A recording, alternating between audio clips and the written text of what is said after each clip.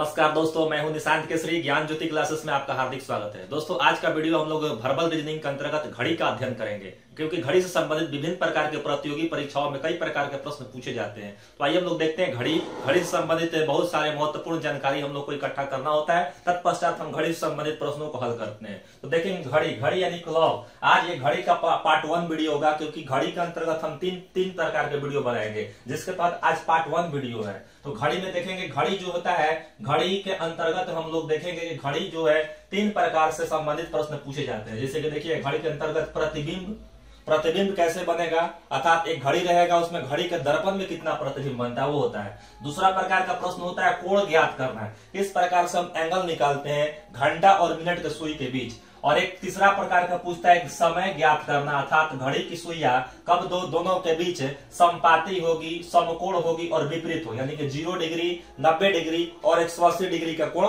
कब बनेगा। तो इन तीनों प्रकार के तथ्यों को हम लोग अध्ययन करेंगे। अभी शुरुआत में पार्ट 1 वीडियो में हमारा प्रतिबिंब होगा, पार्ट 2 वीडियो में कोण ज्ञात करना जानेंगे और पार्ट 3 में समय ज्ञात करना हम लोग सीखेंगे। तो आइए हम लोग देखते हैं कि प्रतिबिंब, देखिएगा इमेज 2 प्रकार के बनेगा। घड़ी का जो प्रतिबिंब बनता है वह 2 प्रकार के बनता है। पहला जो होता है वह दर्पण प्रतिबिंब कहलाता है।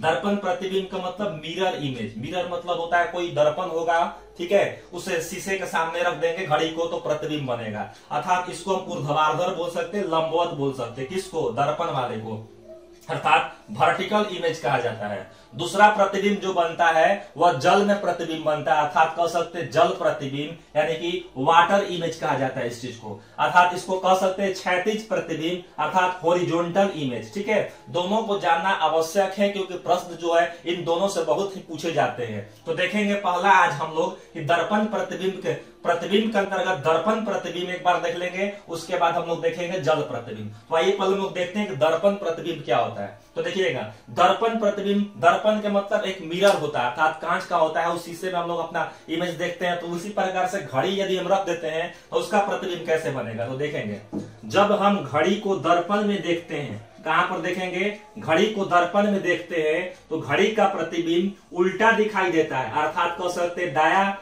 दाया वाला भाग बाईं तरफ और बायां वाला भाग दाईं तरफ, इस प्रकार से दिखाई देता है दर्पण में। तो देखिए कैसे इस चीज को समझेंगे। देखिए, एक घड़ी है, आप यहाँ पे घड़ी देख सकते हैं, इसी प्रकार का हम लोग का घड़ी होता है, ठीक है, 12 घंटे वाला घड़ी है।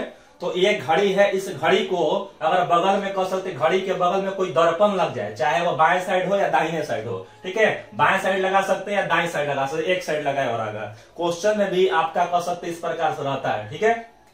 अब रही बात, ये तो आपका ओरिजिनल घड़ी है, ठीक है, कह सकते हैं आपका वास्तविक रूप से ऐसा दिखाई देता है। अगर इस चीज को हम किसी दर्पण के सामने रख देंगे, ठीक है, तो समय देखिएगा पलट जाता है। अर्थात मान लीजिए अभी 4 बज रहा है, अगर मान लीजिए बगल में यहाँ पर दर्पण रख दिया जाए तो इसका इमेज इसमें कितना बनेगा, अर्थात वहां पर टाइमिंग चेंज हो जाएगा। तो इस प्रकार के प्रश्न पूछे जाते हैं। इस प्रकार के प्रश्न को कैसे हल किया जाता है, इसके लिए एक विशेष ट्रिक्स होता है, क्योंकि उस ट्रिक्स के माध्यम से ही आप इस प्रश्न को बहुत ही कम समय में परीक्षा भवन में आसानी से बना सकते हैं। तो आइए हम लोग देखते हैं कौन सा ऐसा ट्रिक्स होता है। देखिएगा, वास्तविक समय जो दिया रहेगा, उस वास्तविक समय में से, ठीक है, वास्तविक समय में कितना से घटाएंगे, 11:60 से पहला ट्रिक, 11:60 मतलब 12 बज जाता है, क्योंकि 12 बजाएंगे तो 12 यानी 11 घंटा इधर और 60 मिनट उधर, 12, ठीक है। 11:60 में से घटा सकते हैं। यदि समय में सेकंड दिया जाता है तो 11:59:60 से घटाएंगे। अगर मान लीजिए, चूंकि आपको पता भी होगा 24 घंटे वाला भी घड़ी होता है, उसमें 13 मतलब 12 के बाद 13, 14, 15, 16, 17, 18 ऐसा बजा हुआ प्रतीत होता है, ठीक है।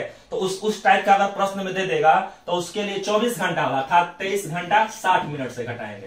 तो इस प्रकार से काफी आसानी से हम इस चीज को ध्यान पर रख सकते हैं। 11:60 से घटाएंगे, नहीं तो 11 घंटा 59 मिनट 60 सेकंड, लगभग भी 12 हो जाएगा टोटल, ठीक है। 23 घंटा 60 मिनट 24 घंटा वाला जब हो जाएगा। यदि इस प्रश्न में 12 घंटा से ज्यादा देगा तो लगाएंगे इसका ट्रिक, ठीक है। चूंकि अब देखेंगे प्रश्न के माध्यम से कैसे। देखिएगा, प्रश्न एक है, यदि किसी घड़ी में, ठीक है, यदि किसी घड़ी में 10:20 बज रहा है, ठीक है, अगर वास्तविक घड़ी में 10:20 हो रहा है, तो किसी दर्पण के सामने जब इस घड़ी को आप रख देंगे, ठीक है, रख दिया जाए तो दर्पण में, ठीक है, दर्पण के प्रतिबिंब में कितना बजता प्रतीत होगा।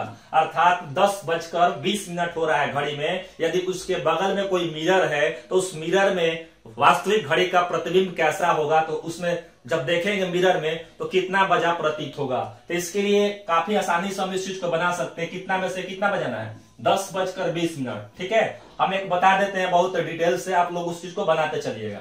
10:20 है, इसको हम कितना से घटाएंगे, 11:60 से हम घटा देंगे 10:20।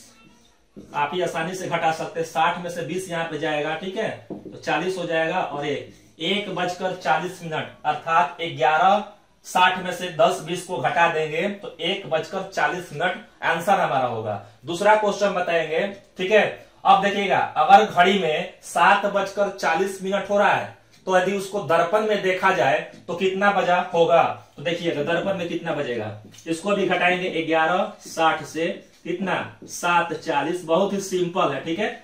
0 हो जाएगा, 6 में से 4 जाएगा तो 2 हो जाएगा, 11 में से 4 जाएगा तो 11 में 7 जाएगा तो यहाँ पे 4 हो जाएगा, 4:20। ये हो जाएगा आंसर। तीसरा क्वेश्चन है 10:10। अगर घड़ी में बज रहा है तो दर्पण में कितना बजा हुआ प्रतीत होगा। तो इस चीज को भी क्या करेंगे, 11:60 से क्या कर देंगे, हम माइनस कर देंगे, ठीक है। 10:10 तो कितना हो जाएगा, ये हो जाएगा इधर 50 और इधर हो जाएगा 1:50। ये हो जाएगा, ठीक है। एक और प्रश्न लेते हैं, यदि घड़ी में 6:25 हो रहा है तो दर्पण में कितना बजेगा। इसको भी कितना से घटाएंगे, 11:60 से घटा देंगे। सब परिस्थिति में आपको ऐसा करना है, ठीक है। घटाइएगा, ठीक है। 10 में से 5 घटेगा 5, ये हो जाएगा 5, 5 में से 2 घटेगा तो 3, और ये इसको क्या कर सकते हैं, 5 हो जाएगा 5:35, ठीक है। 5:35 जो होगा वह दर्पण में प्रतिबिंब होगा। और भी इसके उदाहरण हम लोग देखते हैं, तो आइए उसको और भी अन्य उदाहरण देखते हैं। कुछ अन्य उदाहरण देखते हैं, जैसे देखिएगा यहाँ पर 2:12:20, ठीक है। यदि किसी घड़ी में 2:12:20 बज रहा है तो किसी दर्पण के सामने जब इसे रखा जाए तो दर्पण में मतलब दर्पण के प्रतिबिंब में कितना बजता प्रतीत होगा, अर्थात कह सकते हैं मिरर जो होगा वह कितना बजेगा मिरर में। तो देखिएगा इस चीज को, 2:12:20, तो ये लगाएंगे, ठीक है। इसको घटा देंगे 11:59 और 60 में से कितना घटा देंगे, 2:12:20 को माइनस कर देंगे, ठीक है। तो 60 में से 20 घटेगा तो इधर 40 हो जाएगा, 9 में से 2 जाएगा 7, 5 में से 1 जाएगा तो 4, और 11 में से 2 जाएगा तो 9, अर्थात कह सकते 9:47 और 40 इसका उत्तर आएगा, ठीक है। एक और उदाहरण हम लेके चलते हैं, 5:40 और 45 हो रहा है तो कह सकते दर्पण में कितना बजेगा। इसके लिए भी हम क्या करेंगे, 11 घंटा, ठीक है, 11:59 और 60 में से घटा देंगे कितना, 5:40 और 15 को माइनस करना है, ठीक है। 5 हो जाएगा, इधर कितना हो जाएगा, 5 में से 1 घटेगा तो 4, 45 हो जाएगा, 9 का 9, 5 में से 4 जाएगा 1, और 11 में से 5 जाएगा तो 6, ठीक है। तो कितना बजेगा, 6:19 और 45 हो जाएंगे, ठीक। अब देखें यहाँ पर 17:40, 24 घंटे वाला ये क्लॉक है। 24 घंटे वाला जब रहता है तो हम कितना से घटाते हैं, 23:60 में से घटाएंगे, ठीक है। तो इस चीज को कैसे देखिएगा, 17:40 अर्थात कितना बजेगा, अगर पूछे जाए 12 घंटा में इसको चेंज करेंगे तो ये बच जाएगा 5:40 है। तो चूंकि इसको हमको दर्पण में देखना है तो इसको क्या करेंगे, हम 23:60 में से माइनस कर देंगे। बहुत ही सिंपल तरीका है, कोई इसमें ज्यादा डिफिकल्ट समझने वाली बात नहीं है, ठीक है। तो 60 में से 40 को माइनस कर देंगे तो इधर हो जाएगा 20, और इसको 23 में से जब 17 जाएगा तो कितना होगा, 6 होगा, अर्थात कह सकते 6:20 इसका उत्तर आएगा। अब एक और प्रश्न है यहाँ पे, 8 नंबर प्रश्न है कि 15:20 हुआ है तो दर्पण में कितना बजेगा। तो इसके लिए भी क्या करेंगे, 23:60 में से माइनस कर देंगे, ठीक है। कितना, तो कितना माइनस करना, जो टाइम दिया रहेगा उस टाइम को माइनस कर देंगे। तो देखिएगा 60 में से 20 जाएगा तो इधर हो जाएगा आपका 40, और 23 में से 15 जाएगा, ठीक है, तो हो जाएगा 8, यानी कि 8:40 ये दर्पण प्रतिबिंब होगा। अभी हम लोग क्या सीखे, अभी हम लोग सीखे कौन सा, दर्पण प्रतिबिंब, मिरर इमेज, अर्थात ऊर्ध्वाधर अर्थात वर्टिकल इमेज में हम समझे। अब यदि प्रश्न में प्रश्न में मेंशन किया रहेगा, दिया हुआ रहेगा कि जल में कितना प्रतिबिंब होगा, तो जल के लिए देखिएगा ये नियम नहीं होता है, जल के लिए कुछ अन्य नियम होते हैं। जल में प्रतिबिंब बनने का कुछ अलग तरीका होता है, ठीक है, उसका अलग इमेज बनता है। तो आइए अब हम लोग देखते हैं कि जल प्रतिबिंब में किस प्रकार से जब प्रश्न दिया रहेगा तो उसको उत्तर हम कैसे निकालते हैं। घड़ी के अंतर्गत जल प्रतिबिंब देखते हैं। देखिएगा जल प्रतिबिंब क्या होता है, कैसे निकालेंगे जल प्रतिबिंब में, अर्थात जल प्रतिबिंब वाटर इमेज, इसको हम क्षैतिज प्रतिबिंब भी बोलते हैं। अर्थात हॉरिजॉन्टल इमेज कैसे बनता है, प्रश्न में लिखा रहेगा क्षैतिज, हॉरिजॉन्टल, जल प्रतिबिंब, ऐसे शब्द का उसमें लिखा हुआ रहता है। क्या होता है देखेंगे, देखिएगा जल प्रतिबिंब में घड़ी का दायां या बायां भाग परिवर्तित नहीं होता है, जैसा कि अभी हम इसमें बताएं आपको, किसमें, अभी आपको हम जब बताएं कि दर्पण प्रतिबिंब मिरर इमेज में क्या होता है, बायां और दायां परिवर्तित होता है, क्योंकि बाएं और दाएं में मिरर लगा हुआ रहता है। लेकिन यहां पर क्या होगा, ऊपर नीचे वाला भाग, बल्कि इसमें क्या होता है, ऊपर का भाग नीचे और नीचे के भाग ऊपर दिखाई देता है। तो इस प्रकार के प्रतिबिंब का हम जल प्रतिबिंब कहते हैं, या फिर क्षैतिज प्रतिबिंब के नाम से भी जानते हैं। अर्थात जल प्रतिबिंब को हम क्षैतिज दर्पण प्रतिबिंब के नाम से भी जानते हैं। प्रश्न में लिखा हुआ रहेगा, तो इसका बनाने का तरीका यहाँ पर भी बताएंगे। कैसा इसका इमेज बनता है, थोड़ा इमेज पर हम लोग ध्यान देंगे। जैसे कि यहाँ पर हम एक घड़ी बनाए हुए हैं, ठीक है, आप देख रहे हैं यहाँ पे घड़ी है और एक यहाँ पर घड़ी है। मान लीजिए इस घड़ी को किसी कह सकते हैं कि जल के बगल में खड़ा कर दिया जाए, जैसे के बाद नीचे जल है यहाँ पर, ठीक है, आप देख सकते हैं सब जल है। अगर इसके बगल में खड़ा कर दिया जाए तो जाहिर सी बात है कि इसका जो इमेज जो होगा पानी में बनेगा, अर्थात नीचे की तरफ बनेगा, ठीक है। तो इस तरह से इस चीज को बोलते हैं जल प्रतिबिंब बोलेंगे। अगर मान लीजिएगा वो तो जल प्रतिबिंब, यदि दर्पण को बाएं और दाएं न रखकर ऊपर नीचे रख दे तो क्या होगा, जैसे कि मान लीजिएगा नीचे में यदि हम दर्पण रख देते हैं तो जाहिर सी बात है इसका प्रतिबिंब नीचे की तरफ बनेगा। यदि इसी दर्पण को हम ऊपर लगा देते हैं तो इसका भी ऊपर की तरफ जाएगा। अर्थात ऊपर और नीचे वाले जो प्रतिबिंब बनते हैं उसको क्षैतिज प्रतिबिंब के नाम से जानते हैं। जो बाएं और दाएं प्रतिबिंब बनते हैं उसको हम कह सकते हैं ऊर्ध्वाधर प्रतिबिंब, वर्टिकल प्रतिबिंब बोलते हैं। जैसा कि अभी वर्टिकल प्रतिबिंब के लिए ट्रिक्स आपको बताएं, उस प्रकार से आप बना लीजिएगा। अब हम यहाँ पर बात करने वाले क्या है कि हम हॉरिजॉन्टल इमेज जब दिया रहेगा, क्षैतिज प्रतिबिंब या फिर जल प्रतिबिंब दिया रहेगा, तो उसको हम कैसे बनाएंगे। इसके लिए एक आसान सा तरीका, एक आसान ट्रिक्स है, 18-30 में से घटाएंगे दिए गए समय को, ठीक है, जो वास्तविक समय दिया रहेगा या फिर कह सकते हैं वाटर इमेज दिया रहेगा, उसमें से हम क्या करेंगे, 18-30 में से उसको माइनस कर देंगे। जैसे कि प्रश्न के माध्यम से देखेंगे। देखिए यहाँ पर एक घड़ी में 2:40 हो रहा है, ठीक है, एक घड़ी में 2:40 हो रहा है। यदि इसे क्षैतिज दर्पण में, देखिए यहाँ पे लिखा है क्वेश्चन में, घबराना नहीं है, कैसे पहचान करेंगे। यदि नहीं लिखा रहेगा तो आप लोग उसको मिरर इमेज मानकर ही बनाएंगे, ठीक है, क्योंकि अगर वाटर वाला देगा तो उसमें लिखा रहेगा, क्षैतिज लिखा रहेगा, जल प्रतिबिंब लिखा रहेगा। नहीं देता है तो हम उसको क्या मान के चलते हैं, उसको मिरर इमेज के नाम मानकर चलेंगे, अर्थात कसरत ऊर्ध्वाधर प्रतिबिंब मानकर चलेंगे, ठीक है। खैर यहाँ पर दे दिया है, ठीक है। यदि इसे क्षैतिज दर्पण में देखा जाए तब इसके प्रतिबिंब में कितना बजता प्रतीत होगा, अर्थात कह सकते हैं इसको नीचे में इमेज बनेगा तो कितना प्रतीत होगा। तो इस चीज को देखिएगा, 18-30 में से माइनस करेंगे, कितना बज रहा है, 2:40 हो रहा है। अर्थात कह सकते हैं कि 18-30 में से हम 2:40 को क्या कर देंगे, माइनस कर देंगे। अब देखिएगा 30 में से तो 40 जाएगा नहीं, इधर वाला घंटा होता है, इधर वाला मिनट होता है। जब इसको हासिल देगा तो 1 घंटा देगा, तो घंटा 1 घंटा में 60 मिनट होता है, तो मिनट वाला में 60 ऐड हो जाएगा, तो 30 पहले से 60 और तो कितना हो जाएगा, ये मान लीजिए 90 हो जाएगा, ठीक है। तो 90 में से 40 घटेगा तो इधर हो जाएगा 50।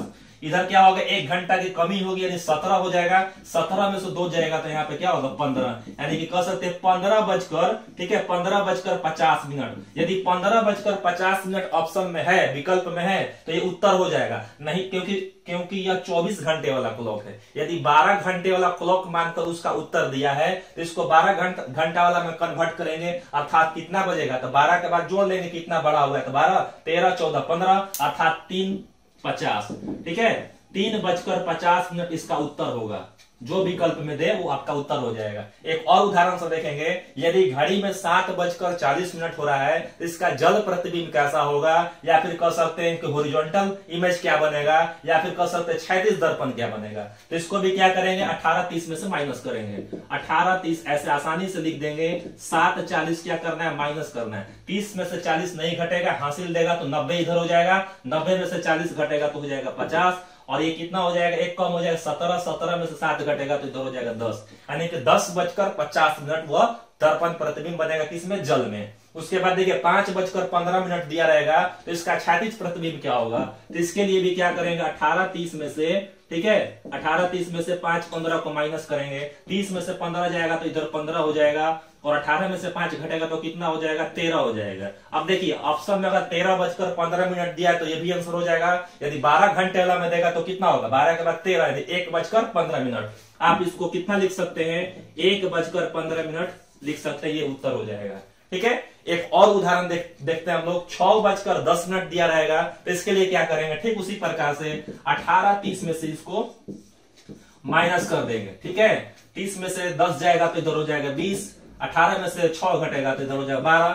ठीक है, यानी कि 12:20 बजेगा, प्रतीक देखने को मिलता है। अगर 9:15 दिया रहेगा, ठीक उसी प्रकार से क्या करेंगे, 18:30 में से 9:15 को माइनस करेंगे, 30 में से 15 जाएगा तो इधर 15 हो जाएगा, 18 में से 9 घटेगा 9, यानी कि 9:15 होगा, 9:15 होगा। जल प्रतिबिंब है, हॉरिजॉन्टल इमेज, क्षैतिज दर्पण हो गया। ठीक है, आज के हम लोग वीडियो में क्या सीखे, आज के वीडियो में हम लोग सीखे कि प्रतिबिंब में यदि घड़ी का प्रतिबिंब बन रहा है, ठीक है, तो उसका हम कैसे निकालते हैं।